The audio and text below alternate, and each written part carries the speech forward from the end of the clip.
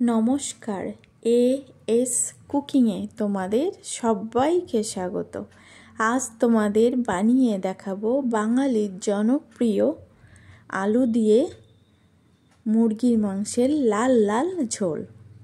দেখেছো দেখতে কতটা লোভনীয় হয়েছে। গরম গরম ভাত, রুটি, লুচি দিয়ে দুর্দান্ত লাগে খেতে। তার জন্য ভিডিওটি সম্পূর্ণ দেখার অনুরোধ রইল। প্রথমে 700 গ্রাম চিকেন পরিষ্কার করে ধুয়ে 1 চা চামচ লঙ্কার গুঁড়ো, 1/2 চা চামচ লবণ আর 2 চামচ তেল মাখিয়ে 30 মিনিট রেস্টে রেখে দিলাম।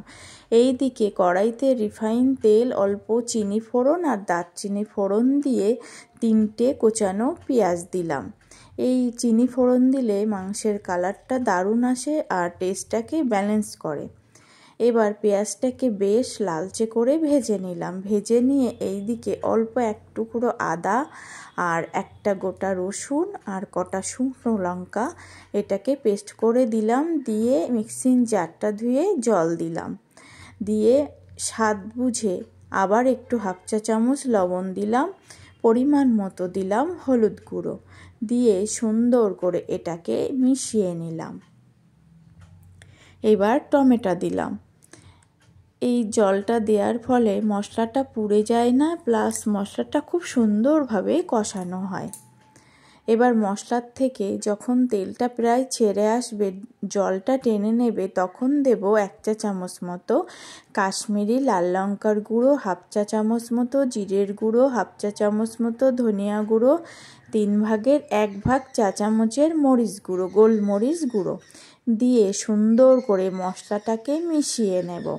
মশলার কাঁচা গন্ধটা পুরো ছেড়ে যাবে। এমতো অবস্থায় ম্যারিনেট করে রাখা চিকেনটা দিয়ে দেব। এইভাবে যদি চিকেন বা মাটন আগে থেকে লবণ, লঙ্কার গুঁড়ো আর সাদা তেল মাখিয়ে ম্যারিনেট করে রাখো, তাহলে মাংসটা খুব সুন্দর সিদ্ধ হয়, হাড় পর্যন্ত নরম হয়ে যায়। এবার ভেজে রাখা আলুটা দিয়ে দিলাম। আলুটা ভাজিনি, দিয়ে ভালো করে ঢেকে দিলাম। দেখো ঢাকনা খুলে 5 মিনিট পরে দেখছি বেশ অনেকটাই চিকেন থেকে জল বেরিয়েছে। এই জলটা টেনে আসা পর্যন্ত অপেক্ষা করব। এবার দিলাম 4 চা চামচ মতো ফেটানো টক দই, দিয়ে আরেকটু বাটিটা ধুয়ে জল দিলাম। এবার ভালো করে মিশিয়ে আবার একটু ঢেকে ঢেকে রান্না করে নেব জলটা টেনে আসা পর্যন্ত। দেখো জলটা পুরো টেনে নিয়েছে, তেলটা ছেড়ে দিয়েছে চিকেন থেকে। সুন্দরভাবে এটাকে মিশিয়ে নেব। ভিডিওটা ভালো লাগলে অবশ্যই একটা লাইক দিয়ে ভিডিওটা সম্পূর্ণ দেখার অনুরোধ রইল। আর ভালো লাগলে কমেন্টে জানিও যে রান্নাটা কেমন হলো। আর কে কে পছন্দ করো এরকম চিকেন অবশ্যই বলো কমেন্টে।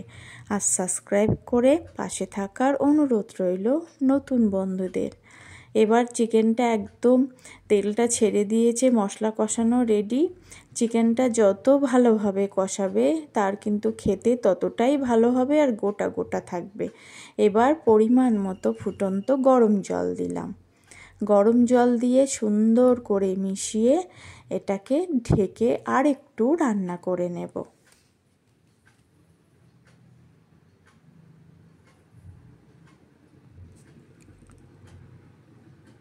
এবার রান্না করে নিয়ে লবণ ঝালটা ঠিক মতো চেখে নিয়ে চিকেনের থেকে একটু তেল বেরিয়েছে, সেটা দিয়ে দিলাম। দিয়ে 1/2 চা চামচ শাহি গরম মশলা দিলাম।